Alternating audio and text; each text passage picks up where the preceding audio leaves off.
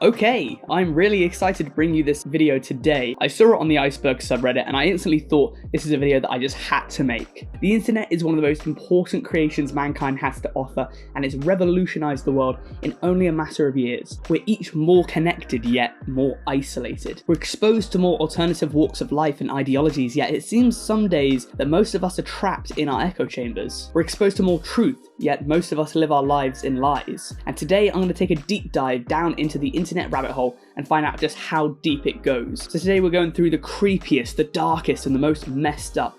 This video is not for children, so if you're a child, I please kindly ask that you leave the video because it gets quite dark. Anyways, shout out to Shypastalord for creating this iceberg, and without further ado, this is the scariest internet rabbit holes iceberg explained. Up first we have 9/11 conspiracy theories. Of course, this is on top of the iceberg because it's just so famous, so well known. This is the kind of stuff I was talking about in the intro. You can kind of slowly find yourself in an echo chamber of like-minded individuals on the internet just by ciphering through forums. Just by doing a quick Google search, you can find conspiracy threads everywhere, like this one right here on a penny bike forum. This website is dedicated to the sport of biking, and there's 9/11 conspiracy theories here. This one's on chess.com, and it was made as recently as 5 years ago. I mean, of all the conspiracy theories ever made, 9/11 conspiracies have to be the most widely spread.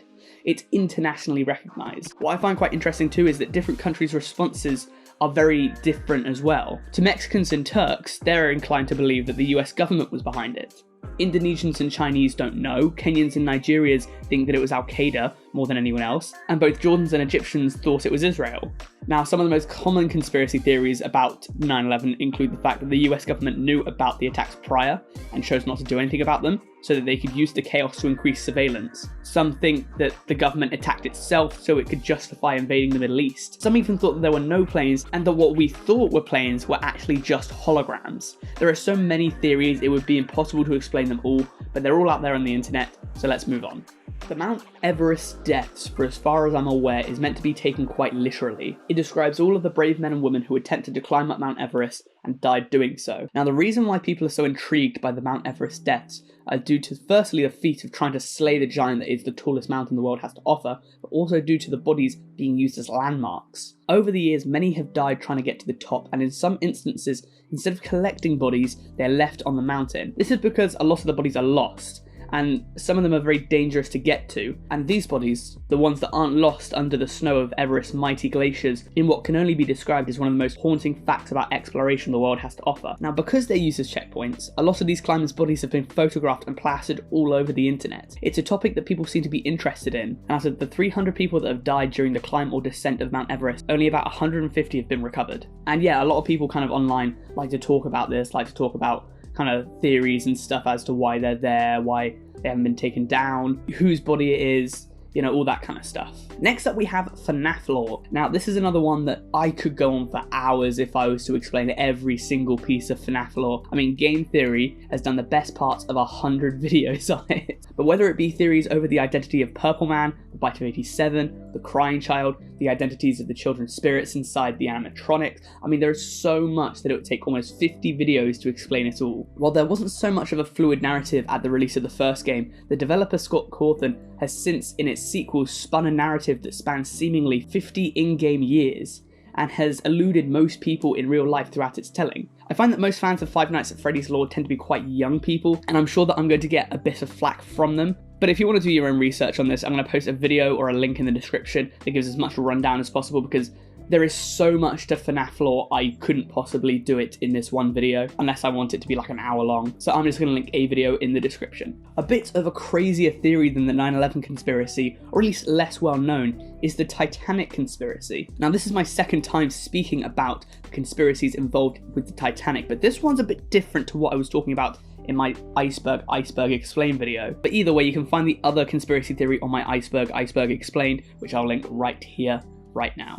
The ship, unsinkable in belief, sank to the depths of the Atlantic Ocean on April 15th, 1912, killing just over 1,500.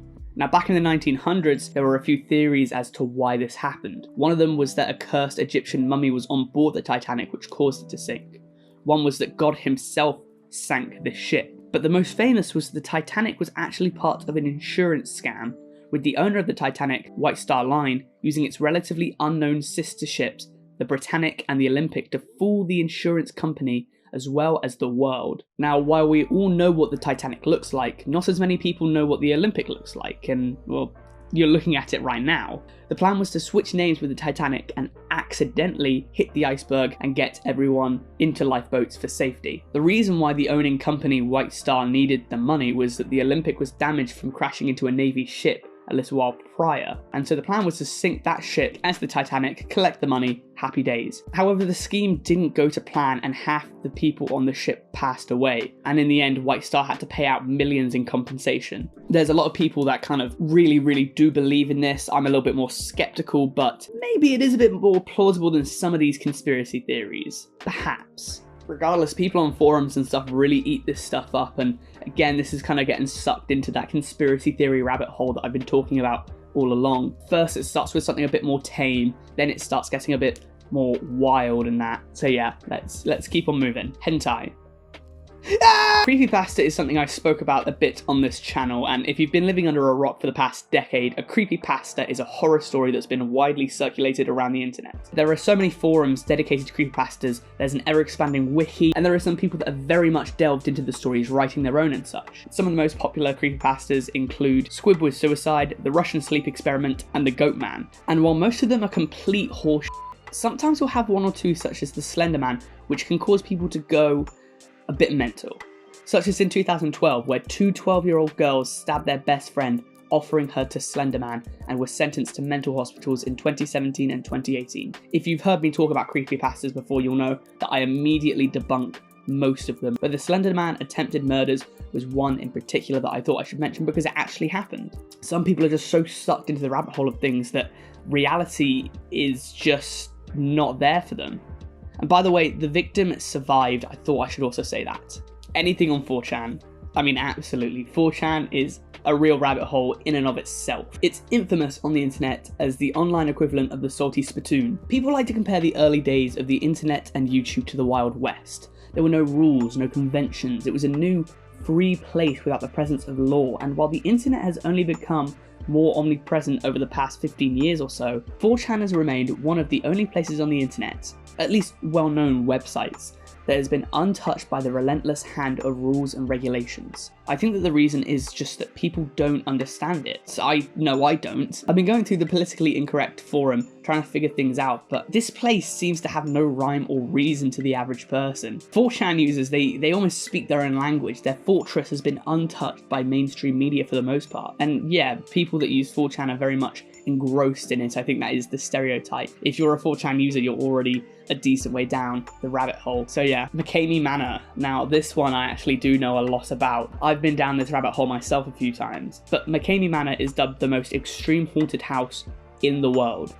Of all time, absolutely. And every Halloween, even though it hasn't for a few years now, people try and get through the haunted house.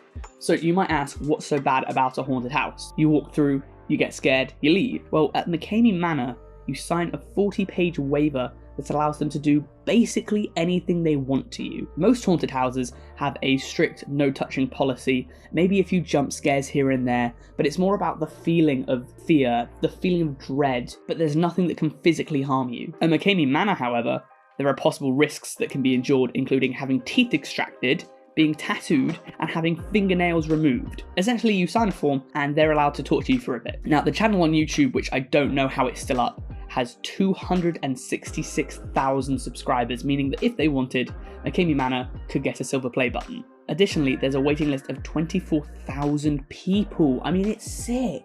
It's sickening. The fact that people still want to do it is insane. No one has ever finished it, and even if you did, you get about $20,000, which is probably enough to get some new teeth after they've been literally and legally pulled out. I'm going to combine that side of YouTube entry with Elsagate because they're kind of two sides of the same coin. Flashback to a glorious time on YouTube. In 2017 or so, the apocalypse were relatively new, Pews was still the most subscribed YouTuber, and weirdos were raking in thousands making those Spider-Man vs. Elsa featuring Joker and the Paw Patrol, that kind of stuff.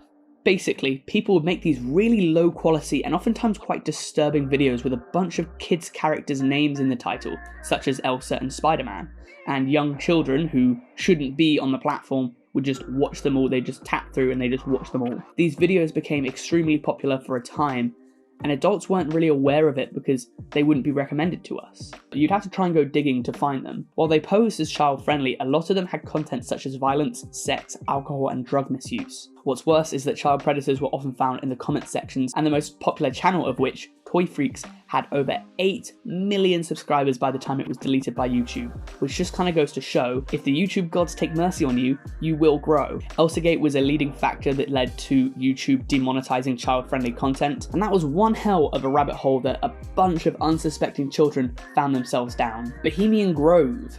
Okay, so one of the world's biggest conspiracy theories of all time, it has to be that the rich and powerful have a secret society and they meet every once in a while to discuss how they're going to rule the world with their power and influence. Like the Illuminati and that. Well, Bohemian Grove just might be the closest real thing that we have to that, at least confirmed. Bohemian Grove is a club featuring some of the most rich and famous men in the world that go on a 2-week trip each July to a remote resort in San Francisco, burning effigies and praying to an owl god. It was founded in 1872 and it's still going today, with some of the most prominent figures being Mark Twain, Clint Eastwood, Richard Nixon, and Ronald Reagan. The club was relatively unknown for years until, and this sounds like a stitch-up, but it's real, I swear, Alex Jones was able to infiltrate, grab some pictures, and expose it to the whole world. Now, the reason why this is considered a rabbit hole is because, I mean, it's millionaires and powerful men gathering together, stonecutter style, for a few weeks every year, and some people are obsessed with figuring out what's going on. They'll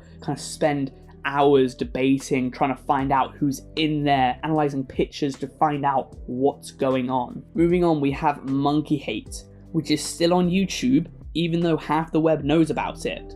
YouTube, you monkey haters, sort it out. If you're unaware of monkey hate, there's this group of sickos that watch videos of monkeys getting hurt or dying, and for one reason or another, they love it. It's quite unknown why this is a thing, whether it's just someone trolling or something maybe a bit darker.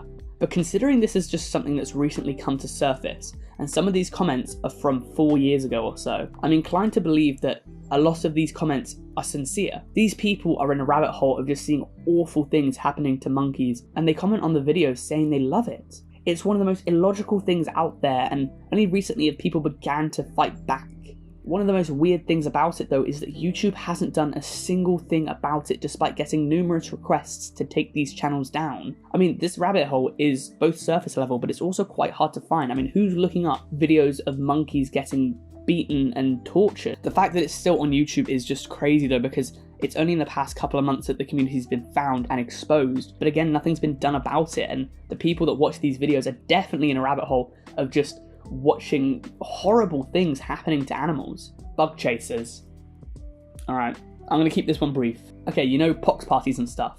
You take your children to these big neighbourhood parties so they catch chickenpox. Well, bug chasers are similar in a way, and they describe people who willingly want to catch HIV. While something like pox parties prevent shingles, bug chasing does nothing except catch AIDS, right? There are a few explanations as to why people would want to bug chase.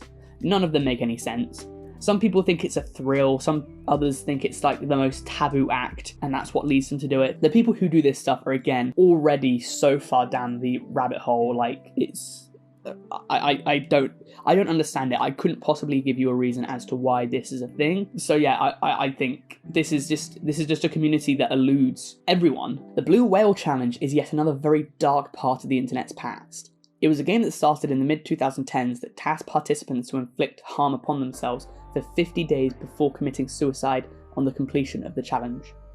It began in November 2015 when a Russian teenager killed herself, with her death being discussed on online forums. While the true number of teenagers that committed suicide due to the Blue Whale Challenge is unknown to this day, it's thought to potentially be over 100. The reason why this has made it so far down the list is, while not a lot of people have been sucked down this rabbit hole, the people that did were in so deep that they lost their lives because of the challenge. As far as I'm aware, 3 men were arrested due to their direct connections to the Blue Whale Challenge, and because of the challenge, laws around the world have been tightened to do with online groups that seek out vulnerable teenagers to participate in the promotion of suicide. Gore and shock sites are kind of what they say on the tin.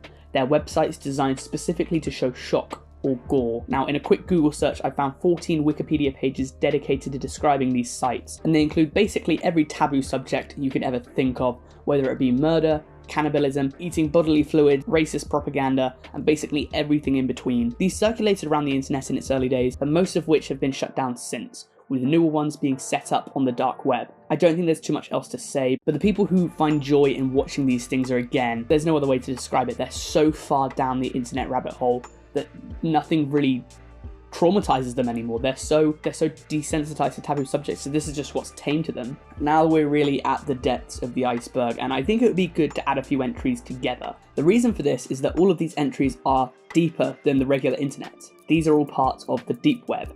These entries include Mariana's Web, which I understand to be the most hidden part of the deep web, hired hitmen, which is just the fact that on the deep web you can hire people to kill others for only a few $1,000s, the red rooms, in which you can watch deprived and illegal sex or torture occurring, and Sad Satan and Daisy's Destruction, which are filled with child pornography among other disgusting things. Now, while it isn't illegal to access the dark web, doing basically much of anything on there is illegal. It's tough to try and trace anything that goes on because the browser you need to download in order to use the dark web, Tor, it disguises your IP address. And so it is very tough to track down most of what goes on there. Whether it be buying or selling of illegal porn, drugs, narcotics, hitmen, or illegal arms, it's kind of tough to track and trace what is happening. And the people that use this, it goes without saying, are so far down the rabbit hole that all of this stuff is kind of second nature to them because they don't care about the law. I don't use the dark web myself, so my knowledge is very scratchy, but much like an iceberg itself, there are layers, and the deeper down you go, the more messed up things get. By all definitions, the dark web is an internet rabbit hole,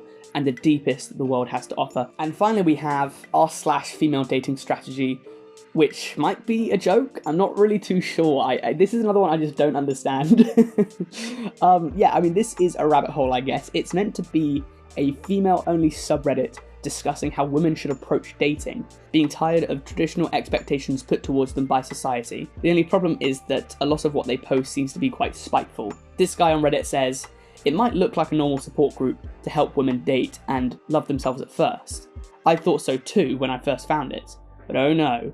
Once you start digging deeper and deeper, there are so many disgusting posts about mockingly encouraging men to kill themselves, how to emotionally abuse your boyfriend so he doesn't break up with your toxic ass, how to find a rich dude to give you money because you deserve it for having a vagina. Men can't be sexually harassed because they're all predators, and 100% of women are raped by men," and stuff like that. It's a true femcel nest.